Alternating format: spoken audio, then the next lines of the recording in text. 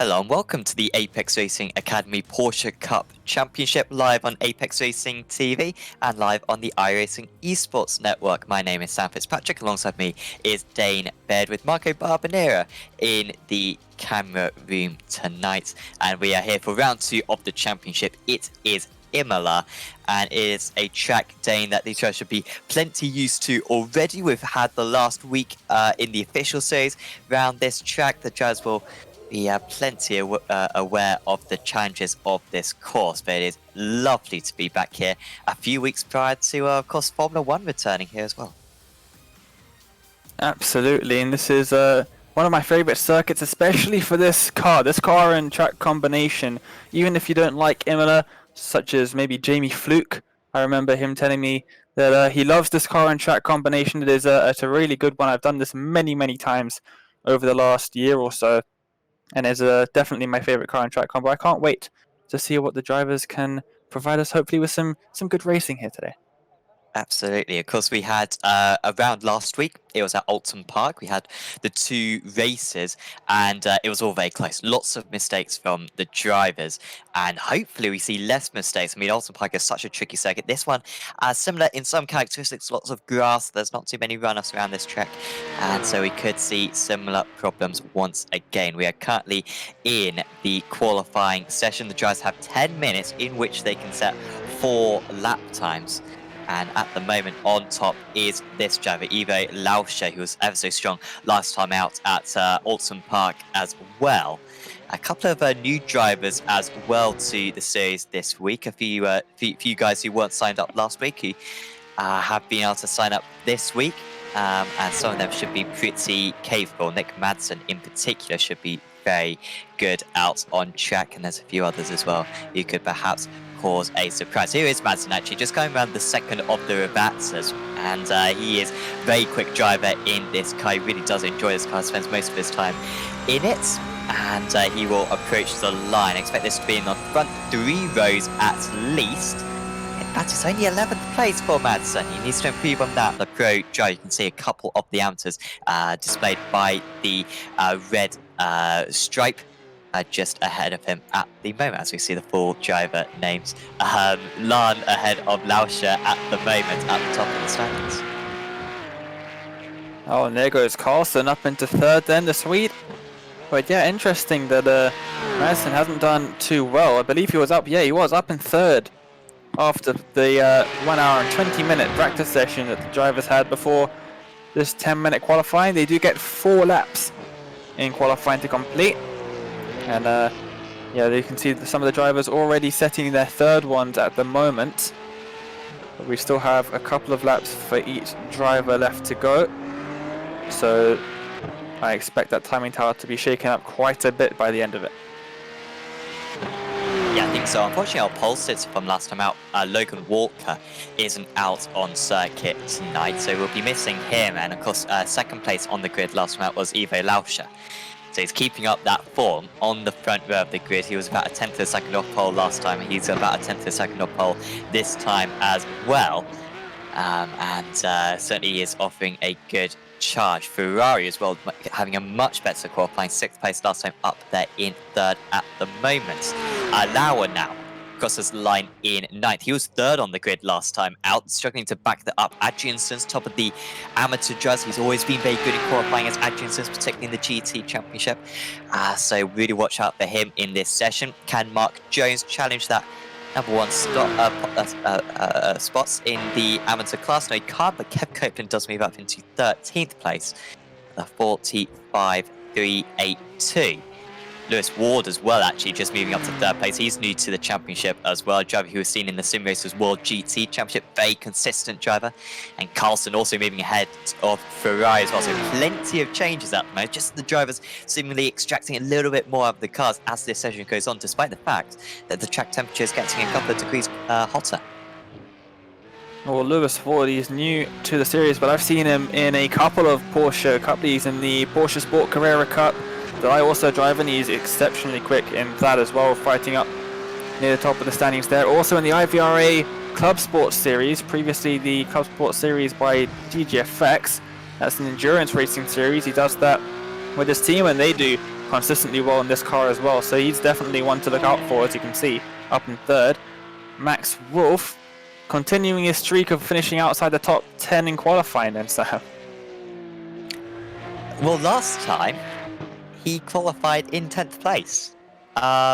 Oh, sorry, no, did he qualify in 10th place? He certainly finished race 1 in 10th place. Actually, was a disappointing day, really, because he should have done a little bit better than he did. What can Lauer do here for Luxembourg? Only 8 tenths off pole position at the moment, although he needs to improve quite a bit just to gain another place, and it's not going to happen for Lauer, but maybe he's got one more lap to go. But yeah, last time out, Max Wolf did qualify in 10th place, so but once again, he's not particularly great in qualifying.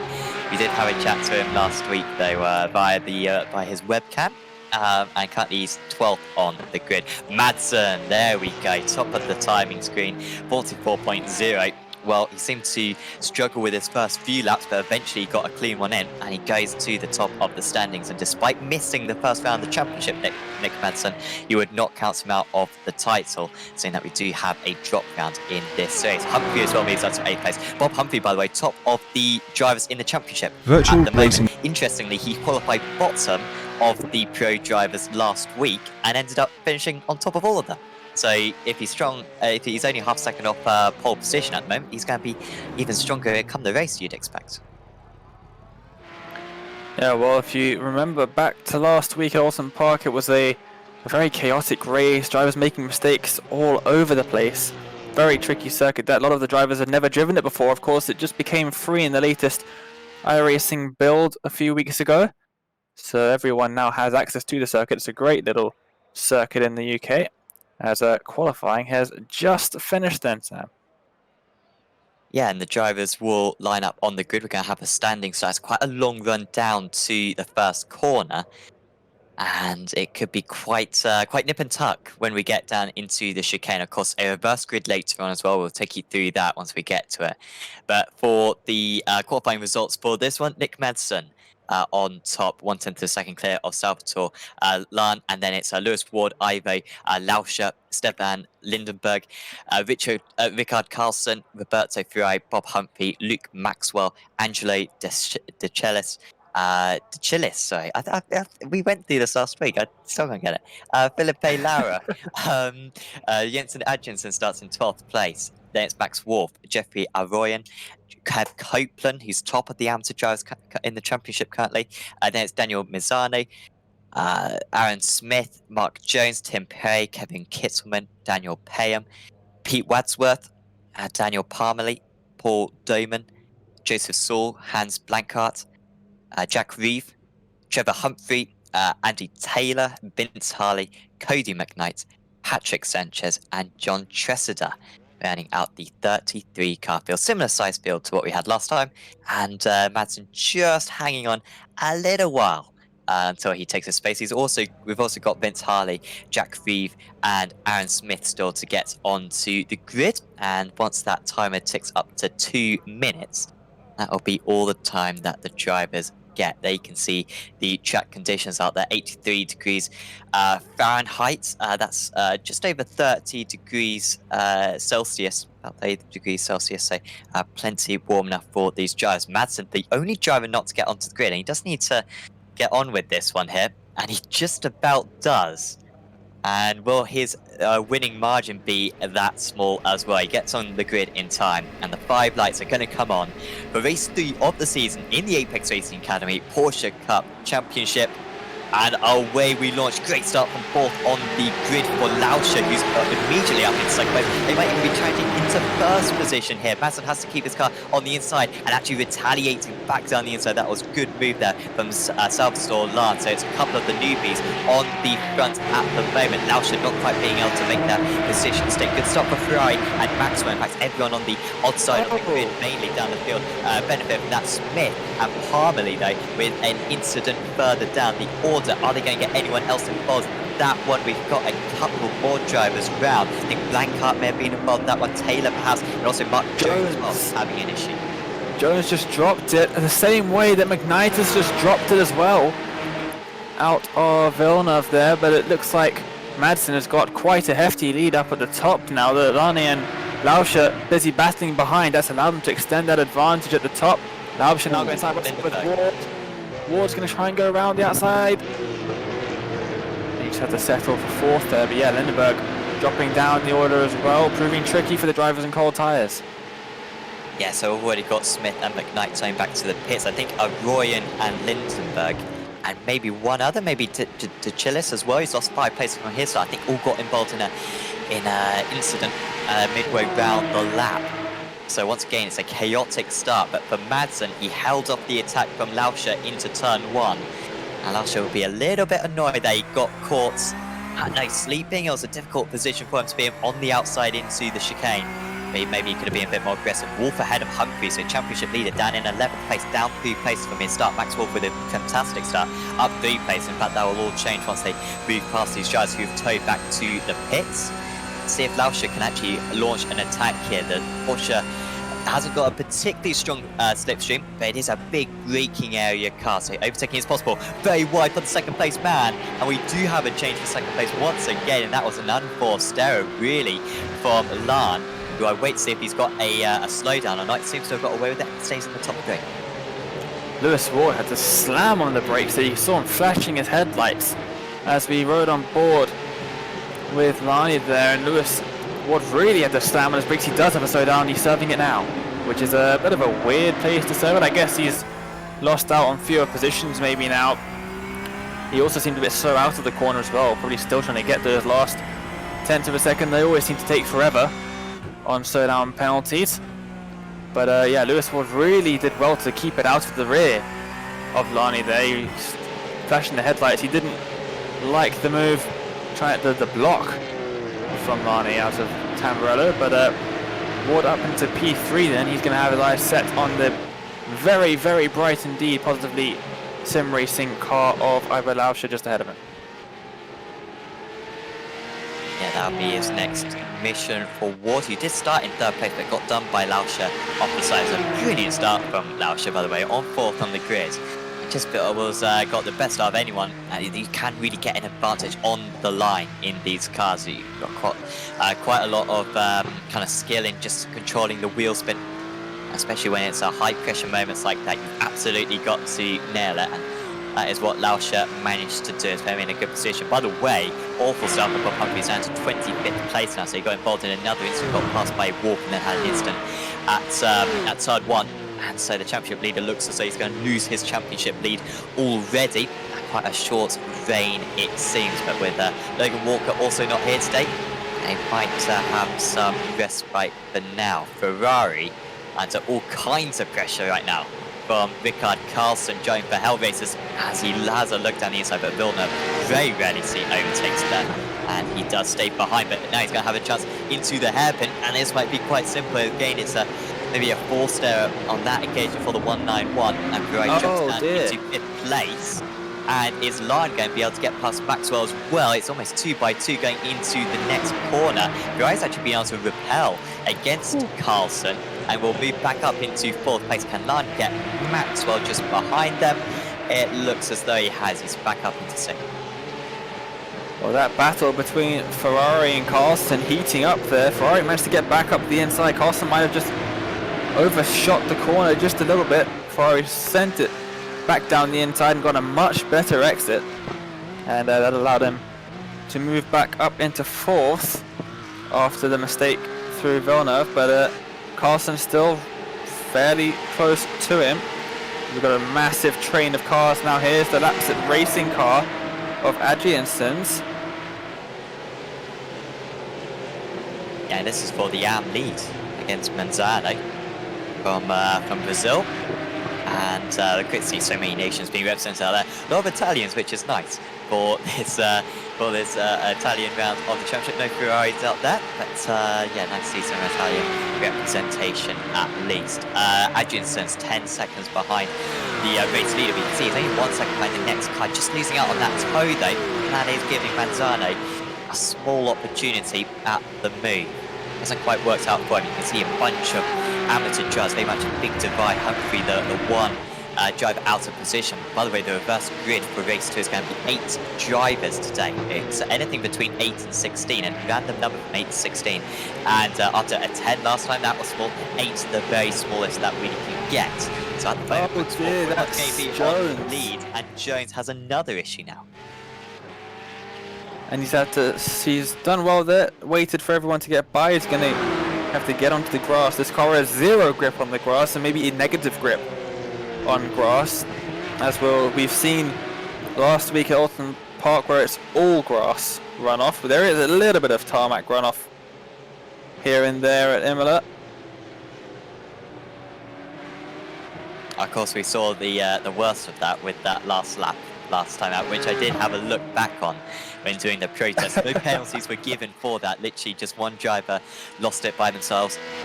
Couldn't really do a whole lot because the walls were so close. They got kind of bounced back onto the track, and then absolute carnage after that. It was quite a sight. Yeah, it was. And here is the race leader then in the number 14 car, Madsen, with a 1.8 second gap over Ivo Lauscher just behind. And then it is Lewis Ward, who has then got an over 4 second gap to Ferrari behind. Ferrari and Carlson making that pretty hefty battle continue.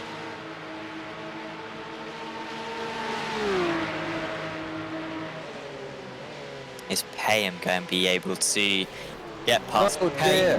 Contact, and Perry, oh, that was a few bits of contact there. I wouldn't be surprised if Perry maybe protests that way. He needs to get out of the middle of the circuit, though. I think he's probably doing the wise thing here, is Tim. But when you've got cars battling like that, it can be problematic. But that was pretty smart there from Perry to try to avoid. Maxwell's just lost out a few places. That's big, because he's now lost reverse grid pole. And yeah, that is bad news for Maxwell, but he's going to try to get back now against Lauer, who had a poor qualifying, did Philip Lauer. Finished in 2nd place in race 1 last time out, I believe. I'm just trying to find actually where he is in the championship. But yeah, he had a decent run of it last time. Yeah, he finished 2nd place in race 1, then didn't score in race 2. And disappointing qualifying point, but he's currently on reverse grid pole, which should be an excellent position for the Luxembourg driver, especially around this circuit. Oh dear, who's that? That is it Sanchez? I think it is. Oh, and someone is off ahead of him. Seemingly separate incidents. Let's have a look then what happened to the driver, Patrick Sanchez, of the 215 car. Oh no, that's a lot of netcode, that.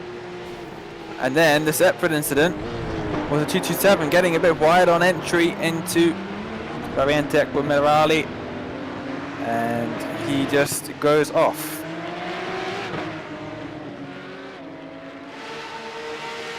So more mistakes from drivers. So at last time, this was one of the most tricky cars, really, in all of iRacing. Got so much power, so easy to lose it with the lack of traction control, of course, that these cars have. And to race as well, but really the brakes very tricky as well, really up there with the supercars in terms of getting these cars stopped. So tricky, and we are seeing that at the moment. Of course, that is helped by the Apex Racing Academy. All the drivers have access to the Apex Racing Academy setups, which are made free for these guys. And of course, if you want to get access to setups designed by Kevin Ellis Jr., who of course has got podiums in the World Championship Porsche Esports Super Cup Series, sign up to Apex Racing Academy. You can get those setups, just a bronze membership, pretty cheap. I think it's £5 a month. You can get signed up for that one and you can get access to all of the setups on the official week. And also you can get setups for lots of other cars, GT3s, GTEs, single seaters, prototypes as well.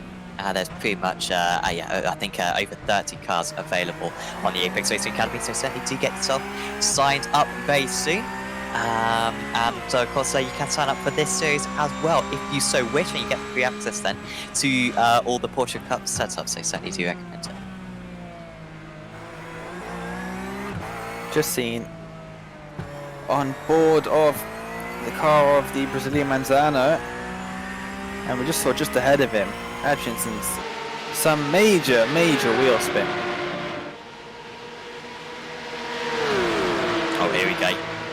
is Carlson going to have Ferrari this time? He's had one guy there. Well, if Carlson doesn't go for the move on Ferrari, I think Lan might go for the move on Carlson.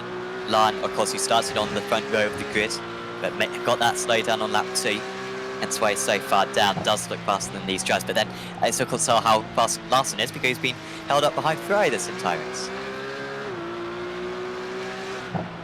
Yeah, they are really going at it. Oh dear, that was very late on the brakes from Lan there. I thought he was almost definitely going to slam into the back of Carlson. That's not what we want to see. Luckily he managed to slow it down in time. Oh, a little bit further back. Manzano's getting a bit of a bump draft here from the Chillis.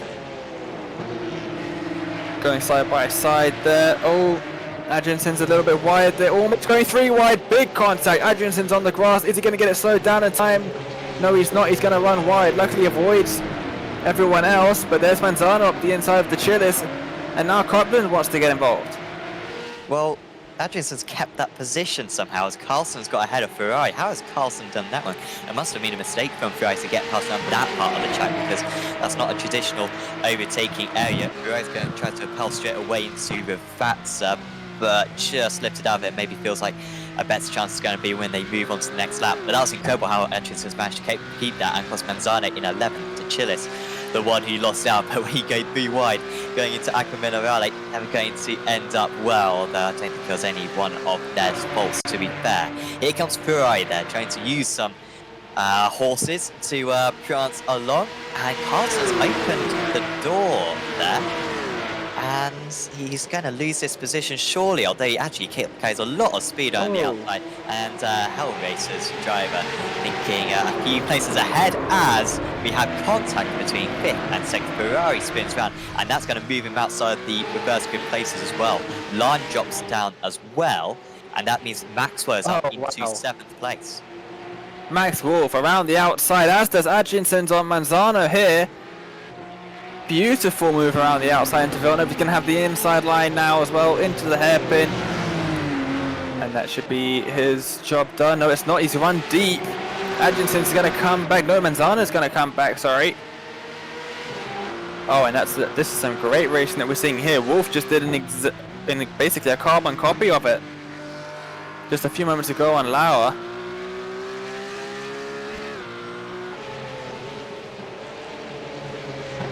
Manzano now the leader of the amateur class.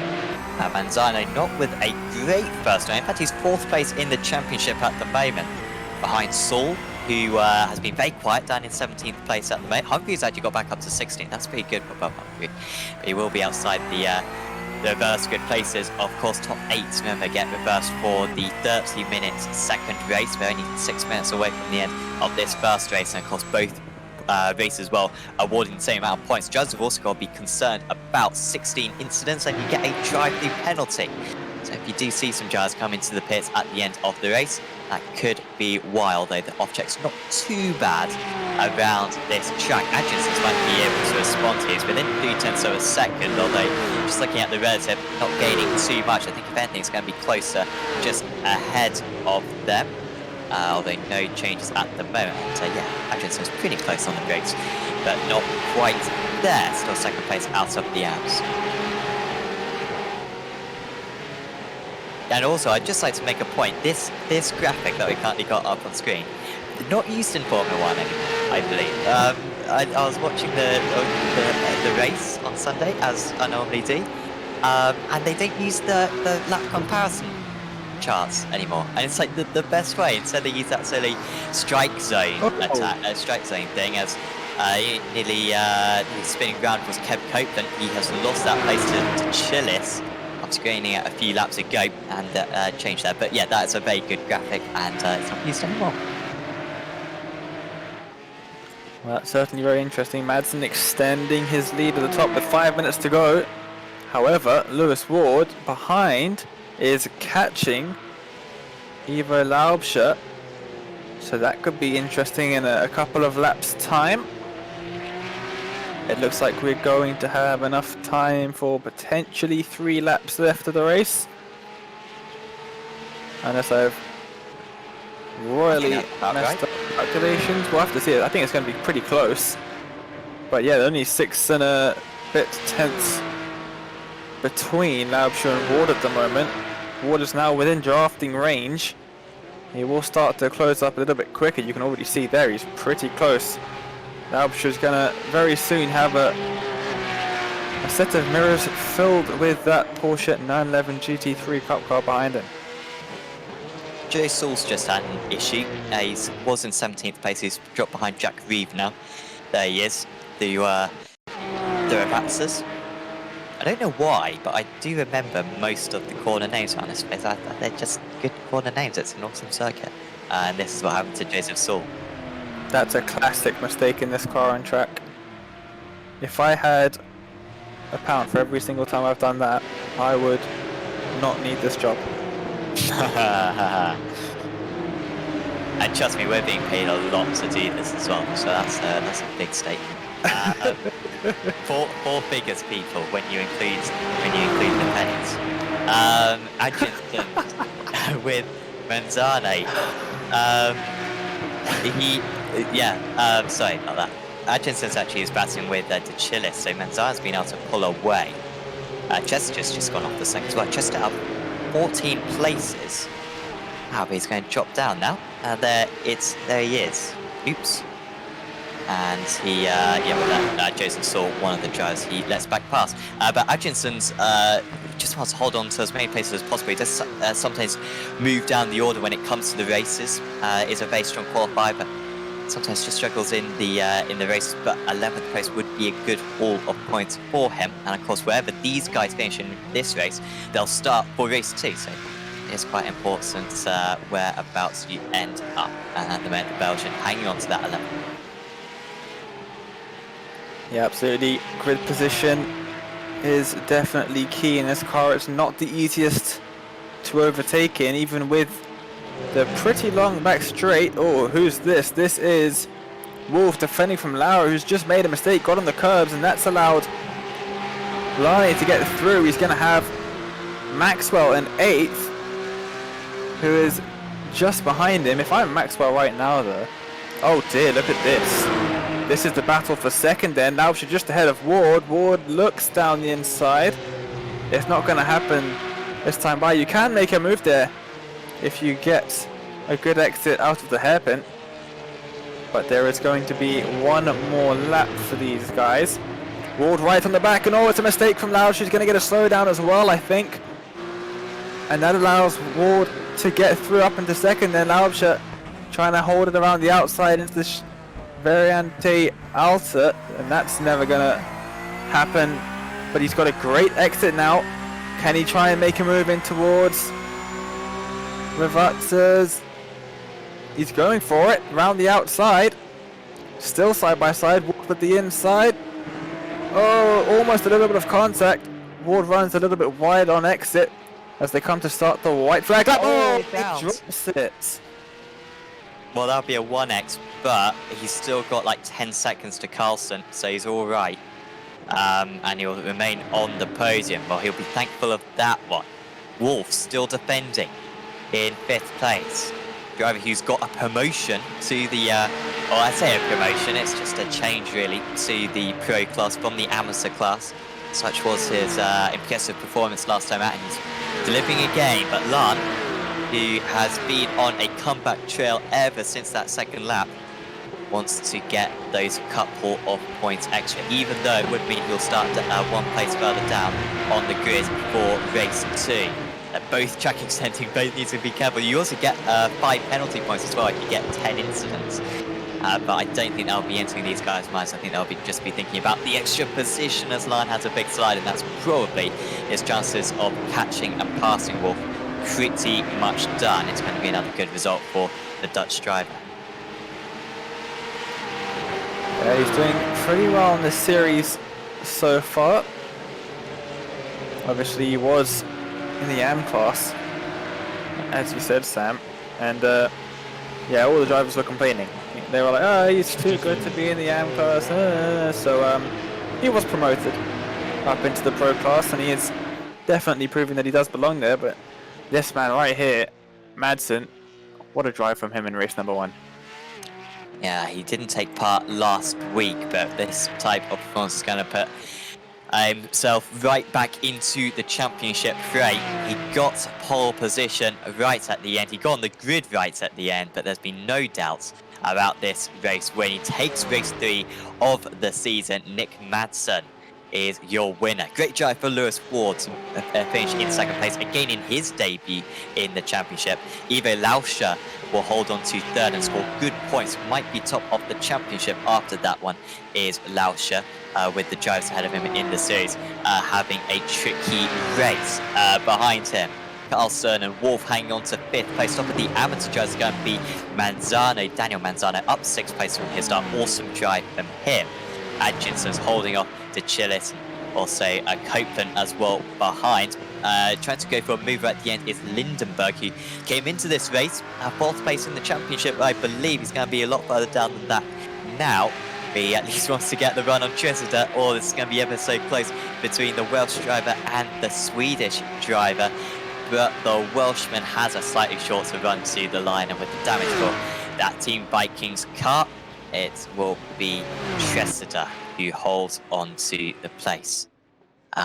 Also, he did Saul had a good lap. I think Saul got past Royan and Reeve on the last lap to finish in 17th place.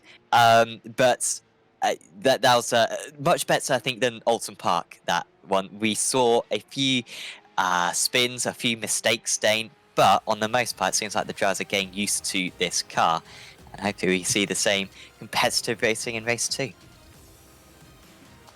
Yeah, I don't think you're going to see a race in the Porsche Cup cars where there isn't a mistake made by one or two of the drivers. It is definitely one of the most difficult cars to drive fast, for sure, on iRacing. Even when you look at the Porsche Esports Super Cup, we see mistakes being made there week in and week out. So it's definitely one of the most difficult cars to drive, and I'm fully expecting more mistakes to be made throughout the season. But race 1 results up on the screen then. And yeah, Madsen winning by a comfortable 6 seconds at the end. Yeah, 6 seconds clear of Lewis Ward. Ivo Lauscher running out the podium. Then it was Rickard Carlson, Max Wolf, Salvador Lane, Philip Lauer, Luke Maxwell, Roberto Ferrari, Daniel Manzano was top of the amateur drivers. Jensen Adjensons was in 11th. There's Angelo De Chillis, Kev Copeland, Bob Humphrey. Good recovery for Humphrey after dropping outside the top 20.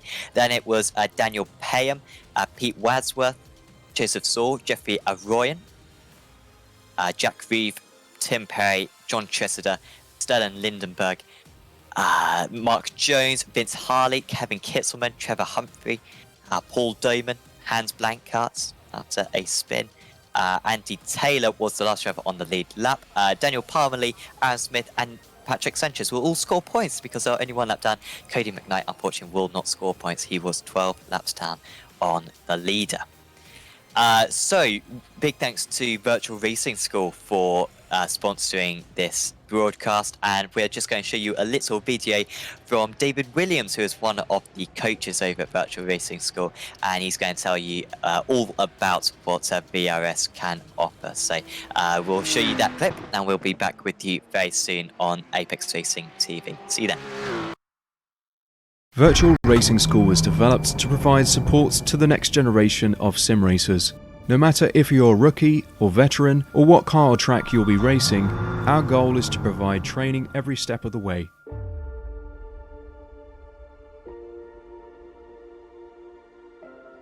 We found that iRacing can be quite difficult without proper training. There needed to be a way to prepare for on-track racing. With VRS, you can literally learn from the best sim racers in the world, including 4-time NASCAR iRacing World Champion Ray Alfala. And Ray Alfala is a 4-time champion of the NASCAR Peak Antifreeze iRacing Series. 3-time iRacing Grand Prix World Champion Martin Kroenke. Martin Kroenke becomes a 3-time world champion. Rallycross World Champion Mitchell de Jong. Mitchell de Jong is now champion for the iRacing Rallycross World Championship Series. And many other top sim racers. Data packs include everything you need to start learning. Our World Championship coaches create the data packs by setting a hot lap or a series of fast laps for you to compare, analyze, and replicate. Datapacks also include a tutorial where the coach points out techniques they use to hit the fast lap.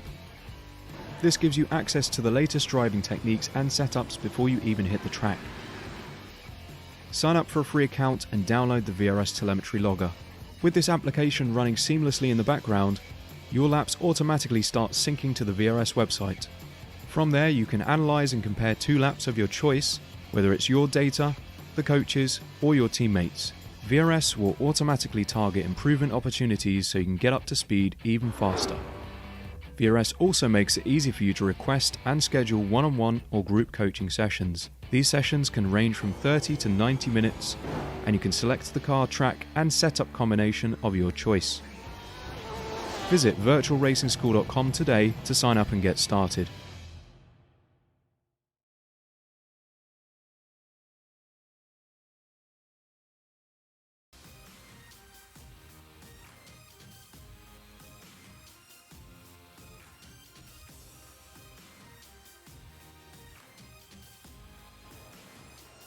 Welcome back to the Apex Racing Academy Porsche Cup Championship, live on Apex Racing TV and live on the iRacing Esports Network. Once again, I'm Sam Fitzpatrick. Once again, alongside me is Dane Baird and Michael Balbanier, now as well as operating it in real life, also operating it according to our overlay as well. We are just prepping for race 3. I hope you enjoyed that video, and big thanks to Virtual Racing School as well, and certainly do check them out because of, once again got some fantastic sets and also some really good data analytical stuff as well. So certainly do give them a check out. We are just a few minutes away from race 2. A small reverse grid once again. Dane, can we expect the front runners from race 1 to get back to the top? Because it seemed like the top 3 had quite a big cushion to the rest of the drivers. Are they going to be able to turn that into overtakes come this second race? Well, I guess we'll have to wait and see. I'm expecting them to, but anything can happen here in the Porsche Cup Championship. And the grid up on the screen, top 8 reversed, of course. And that's going to be interesting. They don't have too far to get up. They could have had 16 positions to try and climb through, but 8 positions isn't too bad. I'm fully expecting them to make their way up. So the rest of the grid is on the screen, determined by the finishing positions from race number 1 that finished just a few moments ago. Yeah, so a few of the drivers who had a poor race 1 gonna have a lot of work to do for this race 2 as well. You can see Luke Maxwell, who just kept it clean really in race 1, managed to end up in 8th place. Not sure if he'll be able to stay at the top, but Lauer and Lan in particular could be very dangerous from 2nd and 3rd on the grid, already podium sitters so far this season. So the lights will come on, the engine notes will rise, and race 4 of the season is underway. We'll start with the 146 from the 3rd row of the grid, but it's an awesome start for Luke Maxwell, who pulls away from the rest of the order. It was Lauscher from the 3rd row of the grid, who gained a couple of places. Once again, a really nice launch for him. 2nd place for 2 wide for 2nd place. Lan getting ahead of Lauer, and Lauscher just continued to gain places. Maxwell full start for him, as we see the leader just breaking the drafter scene. Did Maxwell actually get a slowdown, because he's really slow going into Villeneuve, and this could cause a little bit of a slow up here, because he was so far clear, but he is still all right. Off in the background is Manzano, top of the outer drivers earlier on, and we've got a lot of cars around similar start to what we had in the GT Championship a couple of weeks ago. And so we've got O'Brien, Lindenberg, Copeland, Smith, and a couple of others as well, all having a miserable start. That was in the 20th position range. But it is still Maxwell leading, but at the moment he's getting defensive into every single corner. It's costing him quite a bit of time. Absolutely, it's not what he wants. But battle for 4th position just on the end of this lead train. Lauer versus Laubscher. We saw that last week at Alton Park. Those two having a good old scrap, and Laubscher's now right on the back of Lauer. Got us a bit confused as well.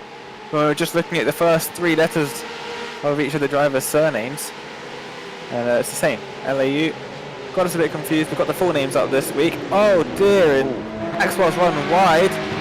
I told you it was a common mistake in these cars and on this circuit, and he is dropping back like a block of it. Oh dear, who's that? That's Perry. And also, Oh, Blancard. that's a separate spin for Blancard. Oh, Whoa! Sanchez again. Houston, we have landed. Let's see what happens here. What can he see? Comes around the corner. Oh dear, there's a car in his way. And oh, Houston, we have liftoff. And he lands upside down. He's going to have to tow back to the pit lane. That is another DNF for Patrick Sanchez. So unfortunate in this round at Imola. There was an incident between Maxwell and Carlson as well, who are two of the front runners. I'd say that has whittled down the order slightly. We've now got 6 places gained for Bob Humphries back up into 8th. Madsen's up into 4th, race 1 winner, up into 4th place. Only got 3 more cars to pass, although he is 3 seconds off the lead already. And Lauer having to hold off Lauscher at the moment. Just behind as well, side by side between Wolf and Ferrari. I think Wolf may have been involved in some way with that incident. He's certainly down 2 places from the start, although he did get a poor launch, did Wolf. But I'm surprised he's not a bit further up at the moment. Must have been overtaken by Lewis Ward, who's also got a strong start. So it's all changed so far. So Trevor Humphrey and Paul Doman up 11 places each. Mark Jones up 10 places. Aaron Smith up 9 places as well. And Carlson, Lindenberg, Blancard and Sanchez all in the pits already. Everyone else still in the same part of the track. As they go into the Vatzers once again. Payham now, top of the amateur drivers. He started about 6th place in that class, but that is some pretty unnecessary concept there from Wadsworth, and it seems as though he's got a slowdown. Trying to serve a slowdown on the exit of a corner is not the smartest move, my friend. You get punted 9 times out of 10, and that's what we just saw there. Oh, this is a massive cluster of cars here in towards the first sequence of corners, getting all up on those massive curbs on the inside there. You really don't want to do that. They do give damage, those curbs. They are not the curbs that you want to be running over. They do slow you down a lot. They knock you offline. They just really, you want to avoid them if you possibly can. As we've got side by side for 2nd position, that's Laubscher up the inside of Lauer. And are they still side by side? No, Laubscher's just about cleared him as they run up the hill. And he is up now into 2nd position. Madsen's caught up to these two. There he is in the 14 car. And now he's going to chase down Lauer for 3rd. So the man who finished in 3rd place in race 1 up into 2nd place now, and all those podium sitters from race 1, Lauscher, Madsen and Ward all doing very well in this race 2 already, making up the positions that they need.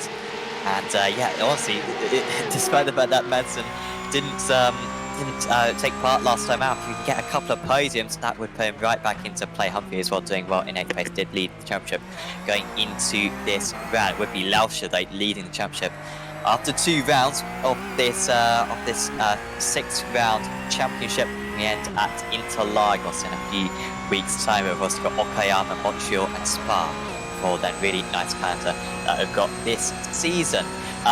Ward is about 4 tenths to the 2nd back though. You can see fastest lap of the race, half a second faster than the leaders. And it's gone from 1st and 3rd being separated by 3 seconds to now 1st and 5th being separated by 3 seconds. So they're all kind of converging in on one another. Ilan is seemingly the slowest guy out of these front runners. And really anyone out of this top 5 can still win this race. Yeah, definitely interesting to see. Got Pro and Am on the top. Drivers with a little splash of green next to their name are in the Pro Championship, and drivers with a bit of red next to their name. Ward in the wall. Doesn't look like there's too much damage. It looks like he might have just dropped it on exit off the hairpin. We'll have to see. It doesn't look like there's anyone around him to have made contact with. I think he has just lost that all on his own. Oh, yep, that's exactly what's happened. Just putting down the power. And that is, again, it's one of the most difficult, I guess, corner exits on the course, especially in this car. Rear-engined, a lot of horsepower, no downforce. Only downforce is provided by that relatively small little spoiler on the back of the cars. There's no little winglets like you see on a traditional GT3 car. And yeah, he's just dropped it under power there. That is Madsen up into third. Strong move into Ravazza.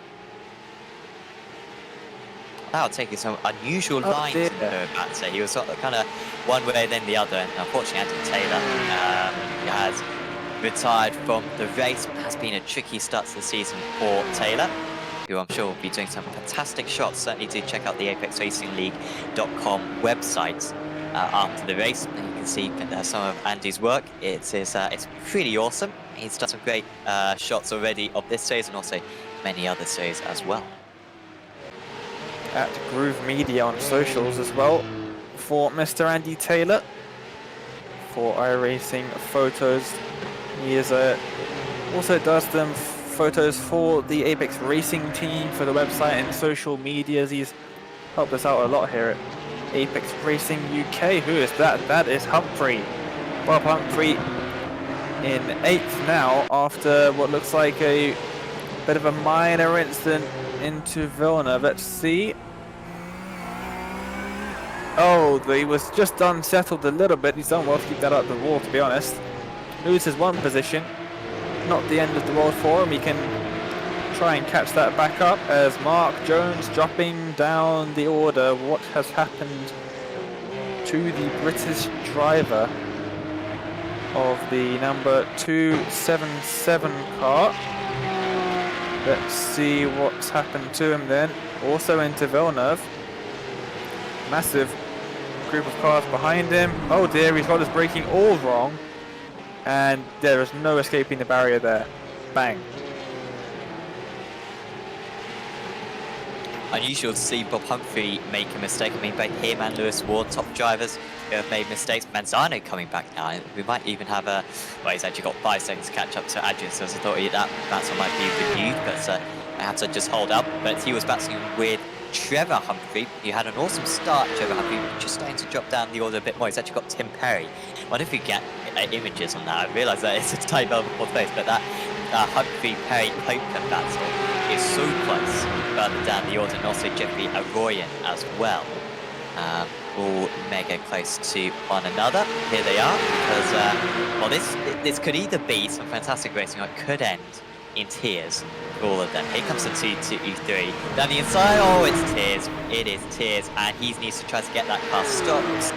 And he just about has. Hopefully he doesn't have too much damage. That was Tim Perry losing out big time there, but they've held each other up so much. Perry will go to the inside. I think there's a room there, mate, and he has to back out of it. Meanwhile, Wolf has got past Lauer, so I didn't draw us away, but that was worth watching, I think. Wolf up into 4th position now, and Ferrari might be next on Lauer, who surprisingly is dropping down the order. I honestly thought that the driver who started in 2nd place would be doing a little bit better than this. Yeah, Wolf climbing up the order. Lauer not having the best of races. Here is side-by-side action between Perry and Arroyan. Oh, and Arroyan's gone down the inside. He's gone pretty deep though, run pretty wide, and that is going to allow... Oh, I think I've got my names mixed up there a little bit actually. Perry ran wide. Oh, and some side-by-side action ahead. Arroyan and Humphrey.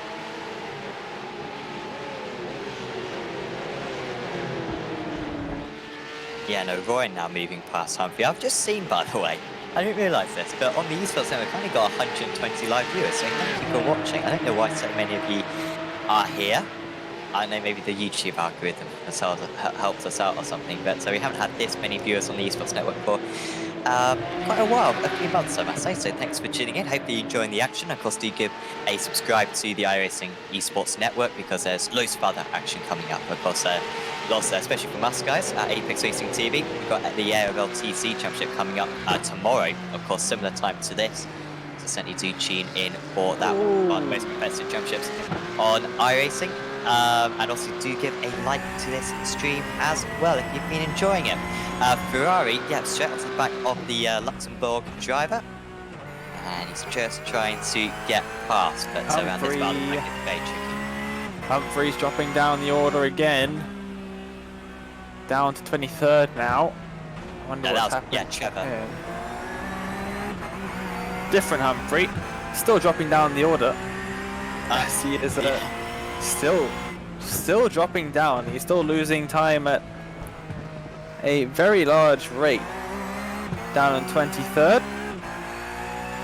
But yeah, Ferrari almost rear-ending Lauer there. As we were riding on board with Lauer, looking it's behind. Close for the lead, sorry. I didn't realise actually Lauscher was catching up quite this much to Lahn out Max ahead. is up there as well. Yeah, so if Lauscher's going to win this race, he's got to get past Lahn immediately. And preferably, and this will be tricky to do, he's kind of got to pass Lahn, but not allow Madsen to get past with him. Quite like a little bit of a gap. There you can see half a second the difference. And Madsen was a further 1/10.5 quicker than that on the last time round. So it's only a matter of time, surely. This is a relatively tricky circus to overtake. I would have said before this race, but I've seen so many overtakes so far between drivers.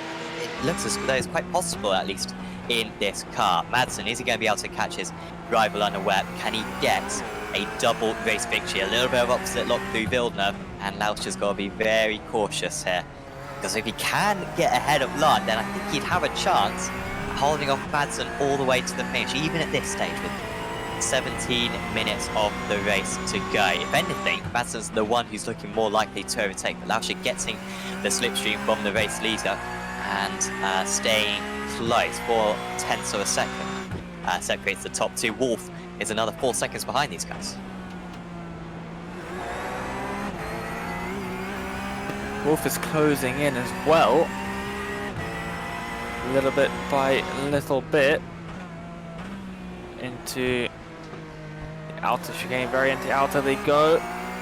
Madsen right on the back of Lauscher.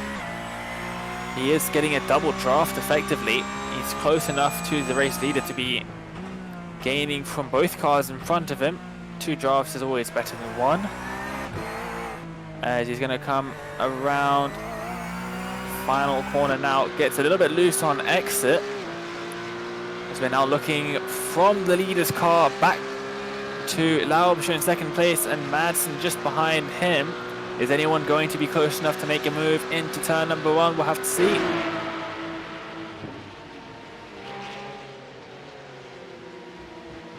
He's closer than he was on the last update, Lauscher, so he could have a chance at 11. Actually just struggles to get a good exit there, does Lauscher, although picking up 1Xs then, he needs to be careful about that, because if you pick up a 1X every lap there, you are going to get to 16 quite quick.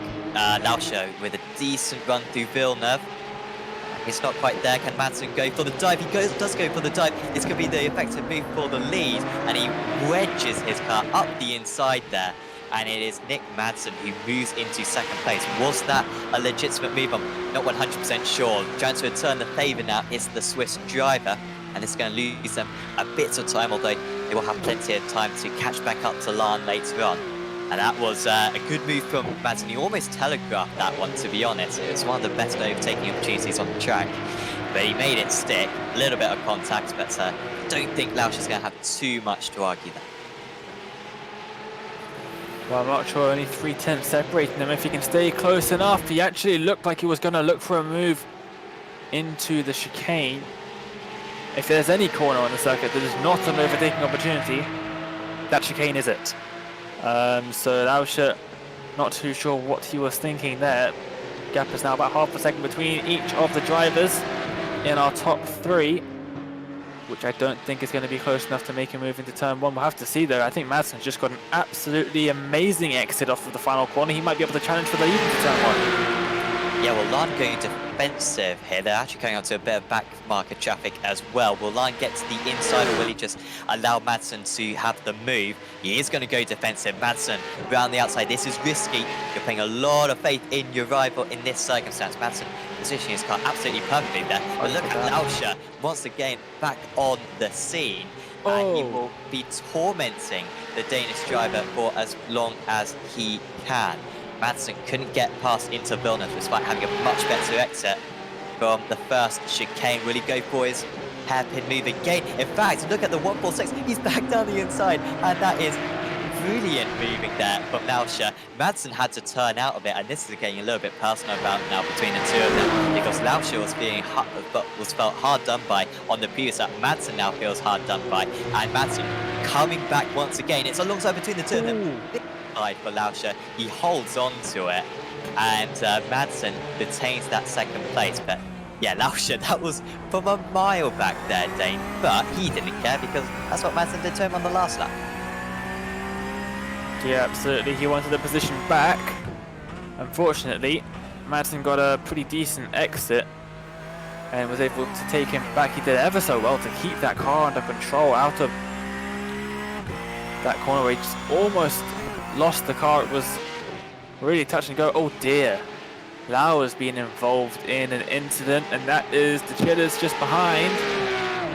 Doesn't look like he's going to be close enough to make a move. Actually, I might eat my words here. He might go for a move down the inside. He looks for it. He's got Lewis Ward alongside him. Ward is now going to stick it up the inside. No, he's not. He's going to stay behind. This is now a train of 4 cars fighting for 6th position. Well, Lauer got involved in something with Ferrari because Ferrari was momentarily off the circuit. But I'm not sure if they tried to go side by side there, or maybe cut the chicane, having to go defensive now. Is Lauer. Oh, there goes Ward. That was a bold move there. Apologies. So that was Ward around the outside to Chillis. He was far too early on the brakes. Ward with a nice move back up into 7th. He would really feel like he should be battling with the top 3, frankly, right now, because his pace was good enough to catch up to them. He was very quick in race 1, probably the joint fastest man on circuit, maybe only slower than Nick Madsen in race 1. And that mistake earlier on in this race too has really compromised him. Also, Bob Humphrey, after a spin earlier on, trying to come back as well. As the gap between the top 2 back down to 6th, so second was up to a second at one point. But Lahn is doing really well. Considering that we've seen so many drivers make mistakes when starting to be put under pressure, Lahn has not made any mistakes so far. I just had a little bit of a look at the YouTube viewing numbers at the moment. 180 live viewers on the iRacing Esports network. That is pretty high indeed. For everyone, Why is this so high? everyone loves the Porsche Cup. Everyone loves the Porsche Cup race. That's why everyone's watching it, and it's great to see everyone getting involved in the live chat. For everyone in the live chat, let us know, who do you think is going to win this race? We've got a battle between these 3 drivers, Lahn, Madsen and Lauscher. Who is your money on for the win of this race with 10 minutes left to go? Let us know in the live chat. Also, big shouts out quickly. Now I've got all these viewers. We need to do these shout outs. Thanks to SDK Gaming for the overlay that you're watching. Looks just like the Formula 1 one, doesn't it? From a few years ago, the good one, before they made it slightly worse. And you can get access to SDK Gaming by signing up on their website, and also you can have a nice driver HUD as well with Contexture Fuel and all that stuff. So big thanks to SDK Gaming for that. Lewis Ward passed Lauer now. That is a move for 6th place. So Ward, could he get past Ferrari as well? Yep, probably. Wolf will be a bit too far up the road, I imagine. Just looking at that little bridge there, it's got like a dent in it. I don't know if a car's hit it or something. I think that'd be a bit advanced for iRacing, but I don't think that looks structurally the same. Anyway, Ward's in 6th place, and he can now set his sights on the Italian ahead. Sam, the property inspector. Well, I wouldn't pass that. Health and safety hazard that. I'll be out of that. F1's coming. Just wait until F1 has arrived and left, and then you can start complaining. We don't want anyone from Formula 1 watching this broadcast and being, that's a good point, we can't race there now. We do want an F1 race in Imola. At least I do. Yeah, I think that's unanimous, isn't it? Oh, here comes Madsen. Lahn with a decent exit. Madsen is close to when he made his best attempt a few laps ago. To be fair, Lahn has got stronger as this race has gone on. Lauscher actually dropping off these guys. Just wonder if Lahn's tyre wear is slightly lower than these other drivers. And it's giving him their pace at this later stage. But here comes Madsen around the outside. Again, he doesn't want to go around the outside. He just wants to get the cut back. but he's a bit hesitant on the throttle there, Madsen. It's tricky to do that move because your peripheral vision in this car isn't fantastic, and so it's very difficult to know when to put your foot down where the other car is. And Lan continues to hold up, and remember, he's been holding off these guys now for 10 minutes. He's only got 8 minutes to go. This could be a race win here for Salvatore Lan, despite the fact that I think he's a bit slower than these guys.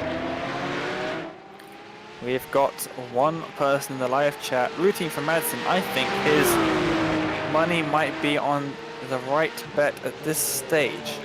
Madsen is definitely looking the racer of the two. Doing a great job at defending. Laubscher dropping back just a little bit, which is unfortunate for the Swiss driver. But Madsen just seems to get a better exit out of every single corner on the circuit. 2 tenths separating them. That is pretty much just a car's length, less than a car's length as they come through Variante Alta. Laubscher running a bit wide there. You might get a bit of a slowdown for that, which would send him a little bit further back. But Madsen is going to go as deep on the brakes as possible, and then he's going to try and get the best exit possible out of this final corner. Let's see what he can do with 7 minutes to go. Oh, this is closer again. So he's about a tenth closer than he was on the last lap. So this time, I think he's just going to have to go for it, Madsen. He's just going to have to go all the way around the outside and not try to get the cutback. That's surely going to be the way to go. But he's going to put a lot of faith in Lan here if he does try to go for that. Here comes Madsen for the race win. The race 1 winner moves into the lead in this race too. Lan might have a chance at something, but it's a massive slide there. Well, Madsen is he's flashing his lights, and he does consolidate that overtake. Just needs to make sure that he nails Villeneuve here so that Lan can't stick one back down the inside into the hairpin. Now that looks like it's done. 14 up. Oh, and Laubscher with its spin as well. He's going to drop down into 4th position, potentially with Wolf. But yeah, Madsen into the lead, and it's looking like he could get a double race victory, which is quite a feat in this series. Laubscher did hang on to 3rd place. That was a brilliant move from Madsen. He did so well to keep that under control as well. He was very sideways. Lan would have got past him, but there's nowhere to go through Tamburello. He just had to slam on the brakes. Very similar to what we saw, who was it? Lewis Ward do earlier on. There is nowhere to go there. The track narrows up quite considerably. And yeah, he just had to slam on the brakes. Nothing he could do about it. He had to settle for 2nd position. There is Ivo Laubscher. What are track limits? He runs very wide through the chicane there on the exit to try and get a better exit than the driver behind him, Max Wolf, who is only around about 6 tenths behind at this point. Let's have a little bit of a look at the 127 car here. It is Lani from 2nd position. Oh, touches the grass. I think this is what we're going to see though. Running wide over the grass, doing a little bit of rallycross there. I do love myself a little bit of rallycross. Not in the Porsche GT3 Cup car though. No. Let's stay away from all of that. When is the rallycross? Oh no, of course that's a TV stream, isn't it? But yeah, do check out Apex Racing TV and subscribe. By the way, people who are tuning in on Apex Racing TV, I've seen Tom McMahon on there, seen Adam Hedgecock on there, so nice for you guys to be watching along. Thanks for tuning in. We're up to 210 viewers on YouTube. This is literally like 4 times more than we normally get. So thanks everyone. I don't know what is going on with the algorithm, as Saul has skipped the circuit, and that is going to be a big old slowdown, and that will let past Atkinson's and Manzano, which will be a shame for him and a shame for Hayham as well. But it's all just going to try to serve this one through Villeneuve, where you can't really overtake. I mean, he's got to slow down eventually as the 269. Now he's just going to go really slowly through this one, hold them up. I can't see how he's served much of his slowdown so far. He's barely slowed up whatsoever, Saul, but well, now he's on full throttle. Yeah, absolutely. The 269 car, pretty lucky, really. Oh, a little bit sideways through there. Adrian Sims is going to have a look at him. This is the 2nd most difficult and most unlikely place you'll ever see an overtake being made. They're coming up to the most difficult place to make an overtake work, into the tightest section of the circuit, the chicane. The drivers making a mockery of track limits as they cut both apexes and run wide on the exit, because the white lines mean nothing at the Variante outer in towards the final sequence of corners. All sorts very loose on the brakes. That's going to allow Adriansson up the inside to the final corner. Manzano even is going to try and follow him through. He has got the draft. Adriansson's falling back, actually got a poor exit out of the final corner. Saul retakes 12th position, but Manzano's pushing him along as they almost ahead of 3 wide in towards turn number 1. Manzano on the inside, Saul on the outside. Still side by side, it's Manzano who's going to have the advantage. Adriansson sticks it up the inside. A little bit of contact is made. Still side by side on the exit. Saul's going to get punted almost into the grass. He manages to hold on to that one, and now Arroyan wanting to get involved in this as well. Oh, and Adriansson's off the circuit again. That was a bold move from Adriansson's into the Tamburello chicane right at the start of this lap, and now Arroyan is going to be done by Saul again, but it's a better exit for the 133 than the 269. But the 133 has got the 269 has got a better line into the left-hander, and Saul does move ahead. It's 14th, but oh no, he's got back. Arroyan has come back, and a few mistakes from those drivers. In the end, that is the order that they are.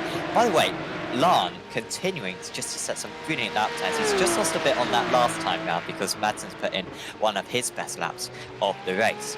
But Lan now, the second fastest driver out of the circuit, and he was really being caught hand over fist by Madsen and Lauscher earlier on, but he's really been able to keep hold of them ever since then, and the gap is still 9/10 of a second. Madsen can't afford a mistake with this lap, and one more lap to go after this.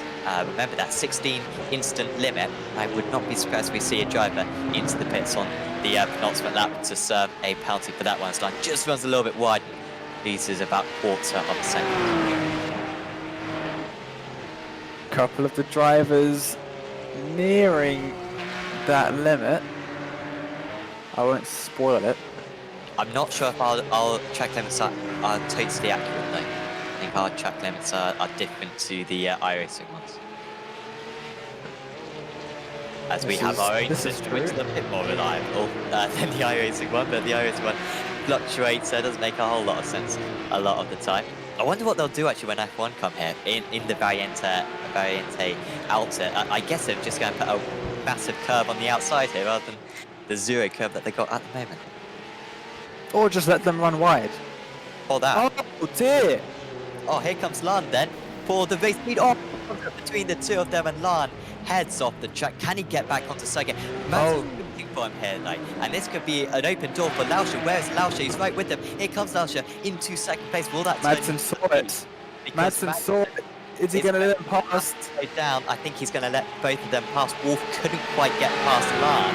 And Madsen's going to try to let past Lauscher as we move on to the last lap of the race. It was a mistake from Madsen, clearly. And here comes Lauscher around the outside. He's really racing him hard, even though Madsen might let these guys go easily. But Lan back up into second place. That was absolutely phenomenal. And now they make contact again. And Wolf is going to get caught in that one very unfairly. But he does move up into second place. And now they've got to be careful. Rejoining. Oh, they make contact again. And he's not even going to make it to the line now. Is Lan, who fought so hard and had a chance at the race win. Lauscher's towed back to the pits as well. They'll score points, but not as many as they should have done. And what a climb to this race. We will try to figure out what happened to Madsen in a minute, but that was this was the instant, as here was the one with Madsen. Don't know if we could go a little bit earlier on, just see why he got held up. Was it a slowdown? Perhaps. I think it was a slowdown. Yes, it was. And like, we were just talking about track limits, and there it is. And I don't know. I don't know if that was Madsen's fault, or it seemed like took a very tight line there, did Lan, into Madsen.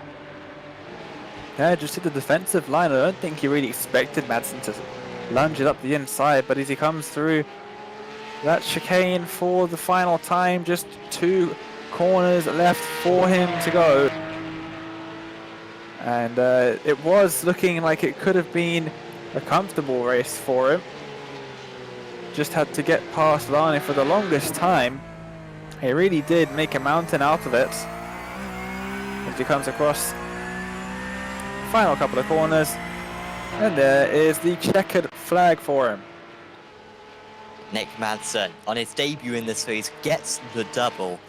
It's 2 race wins for Nick Madsen. Max Wolf, brilliant second place. Great result for Roberto Ferrari as well in third place. They're going to be looking very strong in the championship. Behind them, De Chillis with by far his best result of the season up there in 5th. Lauer in 6th, Humphrey in 7th. It's going to be Wadsworth who's going to get an awesome 8th place finish here, and well clear of Manzani, pulled away in the early stages when they're all stuck behind Payham, and Manzani couldn't catch up in time. Wadsworth with a really good result, and that puts him right into contention as well for the amateur championship win now. As we just see a replay offline, and you can see just ahead of him there, Madsen going wide, and interesting that Madsen served the slowdown quite quick. That slowdown's actually not that painful. You can serve most of it just on the brakes. And that is what happened. And then we'll see in a bit, really, what happened afterwards. But Madsen, once he saw that Lan was overtaken, Dane, he was like, oh yeah, I might give you up that place. Now I'd rather not. But it's unclear if Lan had moved up to second place, whether Madsen would have given it up after all. Yeah, it was a tricky one. 4 cars heading down into Tamburello. After all of that, that was never really going to end well. I would have loved to have seen it end better than it did. It could have been a pretty awesome 4-way battle for the win on the final lap of the race. It could have been really awesome to see. But unfortunately, it all ended right at the start of the final lap. 245 people saw the checkered flag. That is insane viewership. Yeah, on the iRacing Esports Network. I mean, 5 times more. Thanks to everyone as well on Apex Racing TV. But yep, the YouTube algorithm. We've spent a few months on the Esports Network with quite low viewership compared to the start of the year. But it's been shooting up. And yeah, thanks for tuning in. 250 people watching us live, and 250 people watching Nick Madsen taking the checkered flag for this race 4 of the championship. Here's everyone across the line. They are. So yeah, Madsen winning out 3.6 seconds clear of Max Wolf. Just wasn't quite close enough, was Wolf, to take advantage of that. But I haven't changed his number actually. That should be 118, not 218. But there you go. Wolf in second place. Roberto Ferrari with a brilliant third place. Then it was Lewis Ward, Angelo De Chillis, Philip Lauer, Bob Humphrey, who recovered well to 7th place, but Humphrey will be frustrated because he actually had pretty good pace, but got caught out at the start of race 1. Pete Wadsworth, was top of the amateur drivers. Named Daniel Manzani, who was the highest scoring amateur driver today. Daniel Payham was in 10th place. Then it was Jeffrey Arroyan, Jensen Adjensons, Joseph Saul, Kev Copeland. Paul Doman was up 12 places. Great result for him in 15th. Luke Maxwell, who started on pole, ended up in 16th. Daniel Parmley was in 17th. There's John Trister and Trevor Humphrey.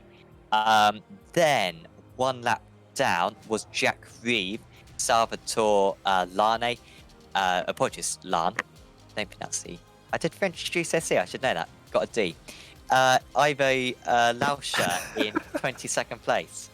Honestly, don't mind. It's so bad, so bad. Cody McKnight in 23rd. He did cross the line, but was 1 lap down. And then the drivers who won't score points, and there's a lot of them.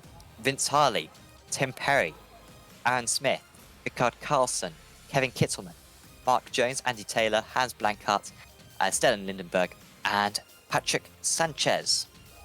It sure was an entertaining race.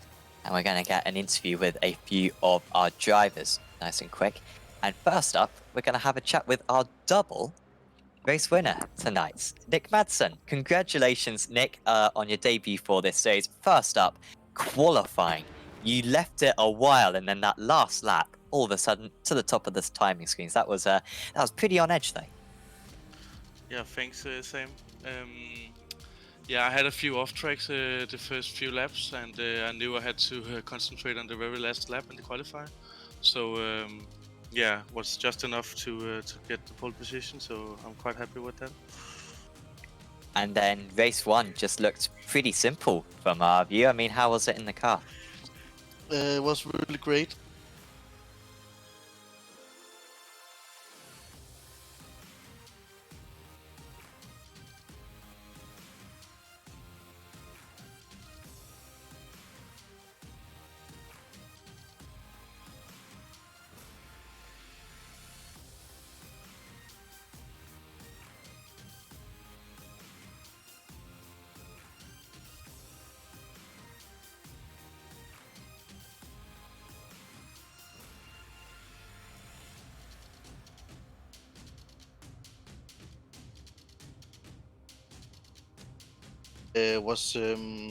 Was not easy with the very used tires, but I almost got 1 second to him. And on the second last lap, I got a slowdown out of the chicane and tried to get rid of it as fast as possible.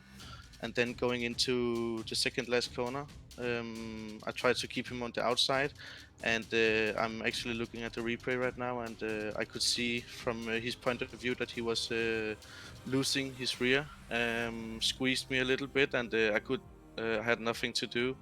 I tried to wait for him on the start-finish straight, but he went down to third, and in the first corner he got hit. But yeah, I really like to wait for him, but there was no opportunity for that after he got crashed. So I'm really sorry to Salvatore. Yeah, it was a tough instant there, but you must be delighted with your double race win. I mean, you really going for the championship this season, or is it just a bit of fun for you? How competitively are you taking it? Both. I tried to get better in the Porsche Cup always, but yeah, let's try and go for the championship now, as I can see I have the pace to be in in the top spot. But yeah, the season is long, and let's see what happens. And I was not there for the first round, so already have my drop scores on 0, so that's not really good.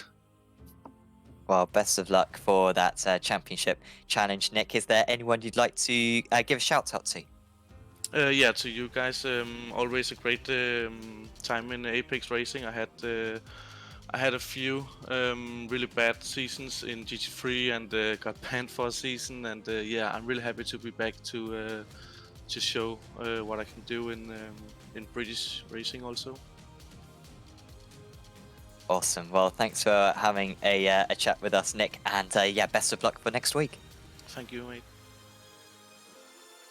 Nick Madsen there, your double race winner tonight. Dane, who are you going to talk with next?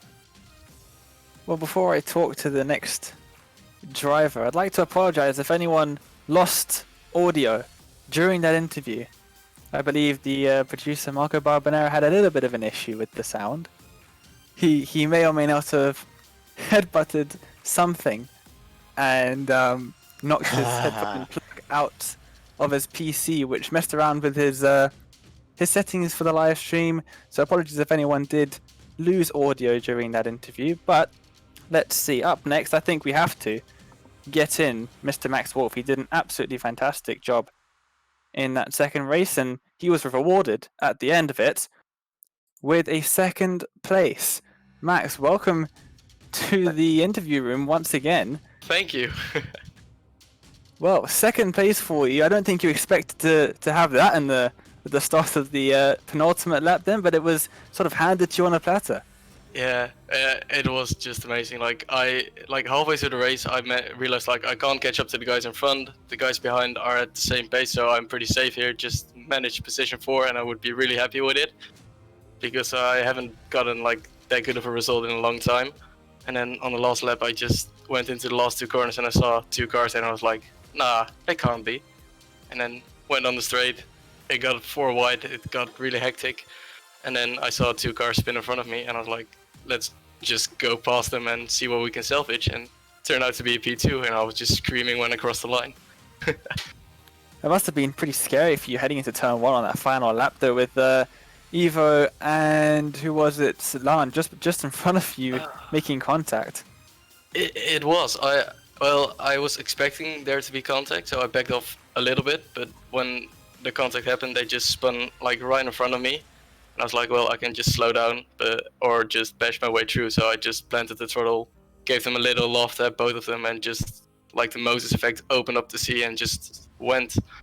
And yeah, I got enough of a gap to the guy behind me. So yeah, it felt really good. Well, you didn't do too well in qualifying, which, according to my co-commentator Sam Fitzpatrick, seems to be a bit of a theme. You don't qualify well, but you make up for what you lack in qualifying pace in the races. Yeah, well, actually, I really tried to qualify well after Sam said like, he will not be on pole next race, or this is the only time you see him. So I was like, I want to be on pole. And then at qualifying, I forgot to put on the quali set, so I was running like a full tank of gas. So yeah, but qualifying isn't my strong suit, but it makes for entertaining races. So yeah, that's always fun. Yeah, sound a bit like me, with both not qualifying well and qualifying on the wrong setup. That both sounds like me. Max, thank you so much for joining us. Congrats on the second place. Before we let you go, thank you. Is there anyone you want to give a shout out to in front of just under 250 viewers on the iRacing Esports Network? I would like to. I would like to give out a shout out to our team sponsors, MacFest and Sim Racing Coin, and just the whole of Indie Autosport. Like the guys have been amazing yet again with just the preparations and stuff. And especially a little shout out to Kevin Kittleman. He was doing pretty well, and then his wheel failed, so it was a bit of a bummer. But yeah, that's it. Well, thank you very much for joining us, Max, and good luck for the next one. Thank you. Great to hear from Max there, and there's pretty nice looking Indie Autosport Porsche. So we can see some beautiful slow-mo shots of it, courtesy of Marco Barbanera.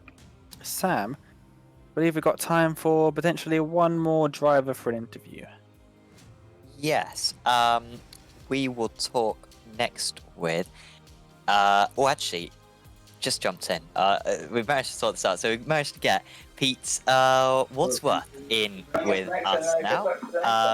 Thank you. And he managed to finish in 8th position in race 2 and 16th position in race 1. Congratulations, Pete. You must be delighted with that race 2 as well. Yeah, pretty psyched about that. I think it was first in the amateurs, wasn't it? It was. Yeah, buzzing. Yeah, really, really good. It's a lot better than the absolute nightmare that I had in race 2 last week at Alton Park. So yeah, that was really good. I enjoyed it. Take us through race 1 as well, because I see you qualified in 22nd position, but your race pace seems a lot better than that. Yeah, I suck at qualifying. Basically, I think it's the long and short of it. I've been having a nightmare. It's such a difficult. I don't know if any of the other guys thought this as well, but it's such a difficult track to put a lap together on. Like every single corner, there's something to catch you out, and getting that one complete good lap together is really difficult. And I managed to spin it twice. Forgot we get 4 laps, not 2 like we get in the official ones. So having had a bit of a tantrum, went back to the pits and tried to put in another lap, but it was it was tough. Yeah, absolutely. But the overtaking today seemed surprisingly possible. I really thought that we'd come here and there'd be barely any overtakes whatsoever, but you certainly made it possible out there. Yeah, there's a couple of places where you can get people, but I think for the most part you have to rely on someone making a mistake in front of you. But again, I think because of the nature of the track, it only takes a tiny mistake by someone in front of you to open up that gap where you can go for an overtake. I had a bit of a fail in the first race actually, because Bob Humphrey, I think it is, one of the top boys, was closing fast on me and Dan, who were having a battle.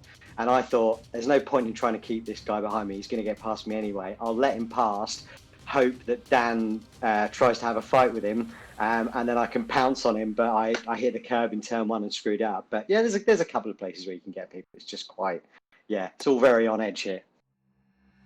Definitely. Of course, we've got a few more rounds of the championship remaining. We've got Okayama, Montreal, Spa, and Interlagos. Any of those which really stand out to you that you're looking forward to? Yeah, love Spa. Really enjoy Spa. Okayama's good. Not driven that very much because I've only been on iRacing for a couple of months. I started it at the beginning of lockdown, actually. Yeah, Okayama was mega. Spa's good. Never driven Montreal on this, but I've driven it in the Formula One games, and it seems like a good track. I go quite well there. So, yeah, hopefully, maybe, you know, maybe challenge for the AM Championship if everyone else carries on having a bit of a nightmare and letting me through.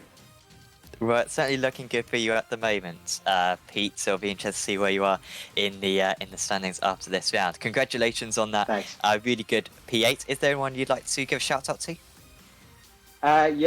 Shout out to Tech Native Live, live streaming company, Wise Guys, who make great videos, corporate videos in Milton Keynes. So big shout out to them. Thanks very much. That was mega. Really enjoyed it. Awesome. Thanks for having a chat with us, Pete, and we'll see you back next week. Cheers, Sam. Take care. Pete Wadsworth. Pete Wadsworth. I make that mistake occasionally, but Pete Wadsworth finishing today in 16th and 8th positions. Dane, we have time for one more interview. Yeah, I think I'm going to get... Well, let's do it at his home circuit then. Let's bring Angelo in for a quick interview. Angelo, welcome to the commentary box. Hello. Well, it was a pretty interesting race for yourself. You were involved in quite a few battles throughout. Talk us through it. Yes, very difficult first race. I'm here also in behalf of Roberto Ferrari. He's third in the second race. And very unlucky race, first race, and more lucky second race. And so we are happy for the result.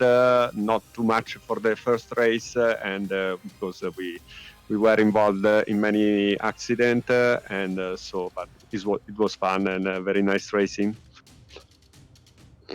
Yeah, well, you were involved in quite a few battles throughout both races, really. You were a busy day up there. Yes, I'm so sorry for if I touched someone because it was a very aggressive race, and I'm so sorry for this. So I'm happy for the last lap of the second race because I defend myself from a position, and I got another position in the last corners. So I'm very happy for this, and so sorry for the touch with the other guy. Well, next week, or not next week, 2 weeks' time, we head to Okayama. That's going to be a pretty interesting race. Yes, interesting. Very very short race, short circuit, and so we will see. Well, Angelo, thank you for joining us for an interview here in the Apex Racing Academy Porsche Cup Championship. Before we let you go, is there anyone you want to give a shout out to? Thank you very much for all the organization. I want to thank you all my friends and my team, ProDrive Sport, and see you in the next week. All right, thank you for joining us, Angelo. Good to hear from him then. Sorry? I was just saying it was good to hear from you in the interview room, Angelo. And we'll see you in 2 weeks' time then. Yes, it was very fun. Thank you very much. Well, Sam, we have pretty much gone through everyone then, I guess.